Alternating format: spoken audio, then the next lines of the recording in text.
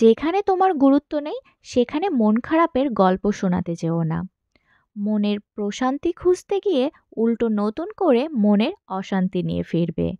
তাই অবহেলিত সম্পর্কগুলো ত্যাগ করাই ভালো, সেটা ভালোবাসা হোক বা বন্ধুত্ব।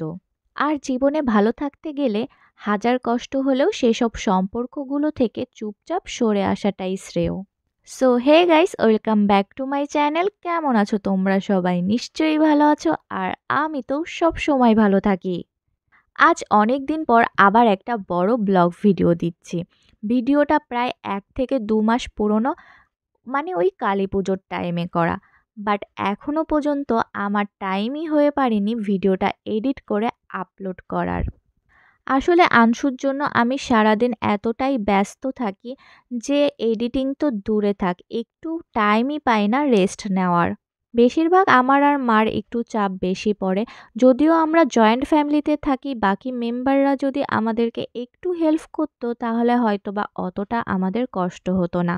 বাট কি আর করার, সময়ের সাথে সাথে সব কিছুই পাল্টে যায়। আর কিছু কিছু মানুষ তো কথায় কথায় পাল্টি খায়। তাই তাদেরকে পরিবর্তন করার থেকে নিজে পাল্টে যাওয়া সব থেকে বেশি শ্রেয়। তাই আজকাল তেমন একটা কারোর সাথে কথা বলতে একদমই ভালো লাগে না। আসলে এইসব স্বার্থপর মানুষের উপর থেকে আমার বিশ্বাসই হারিয়ে গেছে। আমি খুব সহজে এখন আর মানুষকে বিশ্বাস করতে পারি না। যাই হোক, সেসব কথা নাহলে বাদই দিলাম আজকে। আজকে আমি তোমাদের সাথে শেয়ার করব আমাদের বগুড়ার কিছু বড় বড় কালী পুজোর প্যান্ডেল। আমাদের বগুড়াতে কিন্তু বেশ কটা বড় বড় কালী পুজো হয়। দুর্গাপুজোর থেকে কালী পুজো এখানে বেশি বিখ্যাত।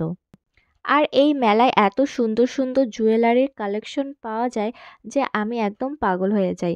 যদিও আমার গোল্ড জুয়েলারি বেশি পছন্দ, তবুও সব জায়গায় তো আর গোল্ড পরা যায় না, আর গোল্ডের যা দাম। করোনার পর থেকে তেমন একটা আমি বাইরে বের হইনি, তাই আমার অনেক কালেকশনই কম হয়ে গেছে। তো আজকে বেশ কিছু জুয়েলারি নিলাম মেলা থেকে। আর অন্যদিকে আনসু চারদিকের দোকানগুলো হাঁ করে দেখছে যে কোন খেলনাটা ওর বাড়িতে নেই। আসলে খেলনার দোকানে যে খেলনা আছে তার থেকে বেশি ওর বাড়িতে খেলনা আছে, তাই মেলায় যেয়ে যে ওকে কি কিনে দেওয়া যায় সেটাই আমরা খুঁজে পাই না। এরপরে চলে গেলাম আমার মেলায় সবথেকে ফেভারিট পাপড়ি চাটের একটা দোকানে পাপড়ি চাট খেতে। মেলার অন্যান্য খাবার তেমন একটা ভালো লাগে না আমার, তাই আমি যখনই মেলায় যাই সবসময় এই পাপড়ি চাটটাই খাই। আর ইন্ডিয়ান ফুচকা তো আমার একদমই ভালো লাগে না। অন্যদিকে আংশুকেও দেখলাম ও চুপচাপ বসে বসে পাপড়ি চাট খাচ্ছে। ওকে চুপচাপ বসে থাকতে দেখতে আমার বেশ ভালো লাগে। মেলা থেকে বেরোনোর পথেই দেখলাম সেই ভাইরাল এগ রোল, যেটা ইউটিউব বা টিকটকে বেশ ভাইরাল ছিল। দেখে না ট্রাই করে থাকতেই পারলাম না। এই খাবারটা খাওয়া থেকে তৈরি হওয়া দেখাটাই কিন্তু বেশ মজা। বেশ একটা ডিমের গোলা একটা মেশিনের ভেতর দিয়ে দিল আর আপনি আপনি উপরে উঠে আসছে। এরপরে মেয়োনিজ সস আর চাট মশলা দিয়ে খাবারটা সার্ভ করলো। আমার কাছে এই খাবারটা তেমন একটা ভালো লাগেনি।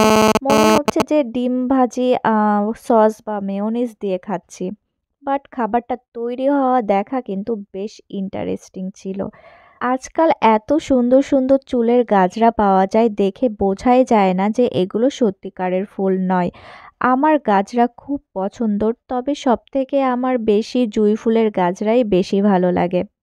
বগুড়াতে বেশ কয়টা বড় বড় কালী পুজো হয়, আর প্রত্যেকটা রাস্তা লাইটিংয়ে ভরা।